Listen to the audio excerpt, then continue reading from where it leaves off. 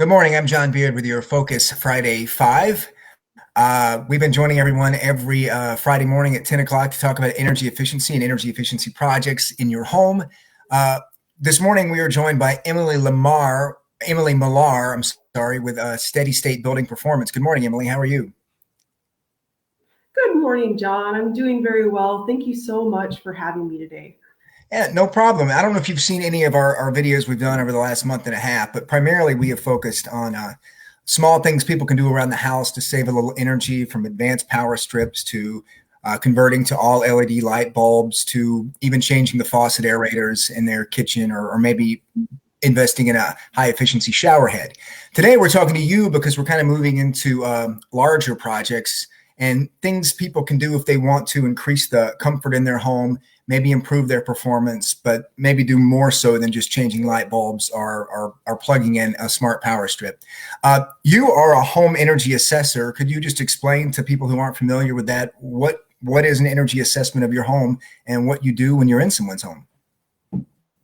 Absolutely. So primarily, I am looking at the home as a whole living, breathing package and looking at it in a holistic way. So every home is going to perform differently when we run diagnostics. The primary diagnostics that I run are the blower door test, which measures air leakage in your home. I do a whole home inspection looking at insulation levels and potential issues throughout your home, and combustion appliance testing, kind of testing the health of your current combustion appliances, your HVAC systems, and determining holistically what the big picture of your home is and what the best improvements that you can make, what the most bang for your buck is based on what I see. Okay. I've never had someone come do this at my home. How long does this process take? So for the typical home, I tell people to expect 3 hours. It can be longer or shorter depending on the complexity of your home. If you have a more complicated design like a Tudor or a Cape Cod, a home with multiple crawl spaces, multiple attic spaces, also your HVAC appliances, if they're old or atmospheric means that they have a metal versus PVC flue, they require additional testing to make sure that those are safe to use once we tighten your home up. In your typical home energy assessment, can you tell me specifically kind of what are the kind of things you're looking for and what are the kind of projects that typically come out of an assessment of a home?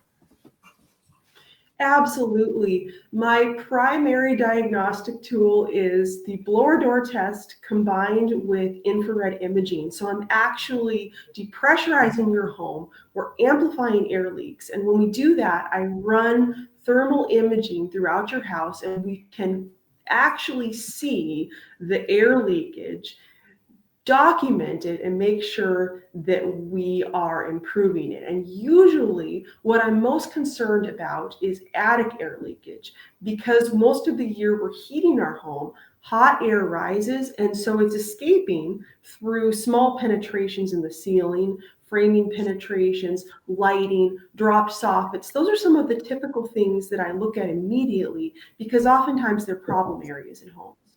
Yeah, and this is a good time for me to point out. We'll put up a link to your website, Steady State Solutions, on the comment section in this live video, and also that Emily is one of many trade ally contractors that Focus on Energy works with across the state of Wisconsin. And we're going to put up a link also where the tool on our website where people can go and find a trade ally in their area if they're looking to do this kind of project and energy assessment in their home. Now, when you talk about the infrared images and the air leakage, are people primarily going to do air sealing or insulation or things like that to fix these kind of problems?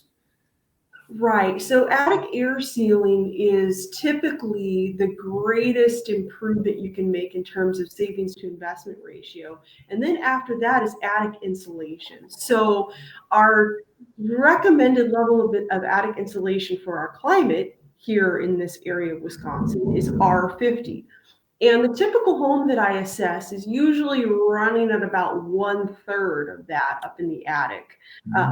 Just looking blanket at what the average home is. And also for our air leakage rate, by doing targeted air sealing, typically what I see is at least a 25% reduction in your air leakage rate when I come in the first time and pre-test versus the second time when I post-test the Is that project. going to equal a 25% savings? For a homeowner, or is it less than that? Not necessarily. It really depends on the specific home and how the home, quote, breathes. Usually it's more around 10 to 15% in terms of actual bills, but it can translate into greater comfort because we can have less draftiness within the home, fewer air exchanges. Oftentimes, when we're addressing ventilation, we have less window condensation. There are myriad different improvements that we see that may or may not be in conjunction with a reduction in billing. But just making sure I understand. If I'm a homeowner and I have an older home or even a newer home that I feel is drafty, the best bang for my buck, in your experience, is attic ceiling and insulation. Definitely. It completely depends on the home because occasionally we have issues within the home that are not related to that. Like, just for an example, we may have completely empty window and door jambs. They may not be sealed whatsoever. And we might be losing 15% in terms of an air leakage rate just with that issue alone. So that's why it's important to not make assumptions about the house and make sure that we're treating it as an individual and running all the diagnostics. But typically, I'd say about 80% of the time, the greatest improvement can be found with attic air sealing and insulation. Okay, that's good to know. I noticed on your website, steadystatesolutions.com, you do have a few mentions to Focus on Energy. And as I said, you're a Focus on Energy trade ally contractor. Why is that partnership with Focus on Energy important to your business? Well, it's extremely important because for most people in the state of Wisconsin, they already have access and are eligible for the many benefits with Focus on Energy. By being trade allied with the program, I am able to offer incentives on the project by going through a qualified home energy assessment. I lately have been achieving an incentive on average for each client of about $1,000. So that's a wonderful benefit that people can cash in on by being trade allied. Uh, Consumers can search and find me through the website, which is a wonderful way to connect me to the client. The Focus on Energy is fantastic in terms of the educational resources that they provide. There's lots of information about home energy assessments on the website about the benefits of insulation and air sealing, so the clients who find me can come into the assessment process very well informed as far as what to expect. That is great. And it's a good time to point out that at focusonenergy.com, there is a complete list of residential offerings we have for homeowners around the state of Wisconsin. As you said, almost everyone qualifies, and that includes the insulation, air sealing, but other offerings as well. Just go to focusonenergy.com. We'll put a link to the residential page on this live stream. Since most of Wisconsin went into safer at home mode in early March, have you still been doing projects? Have you still been doing energy assessments of homes? I don't know if you're considered an essential business.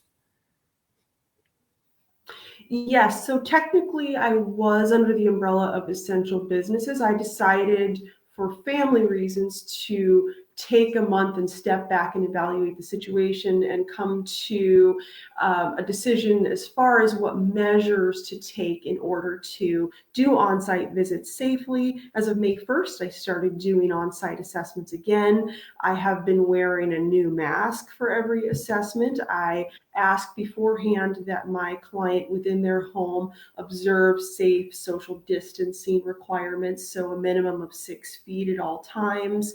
I wear new boot covers. I make sure to disinfect my equipment between visits. And in addition, I make sure to ask my clients if there are any measures that would help them feel more comfortable that they would like me to take. It's such an interesting time, and it's also such an intimate thing and an honor to be in someone's home. We want to make sure that everyone feels extremely comfortable with the process.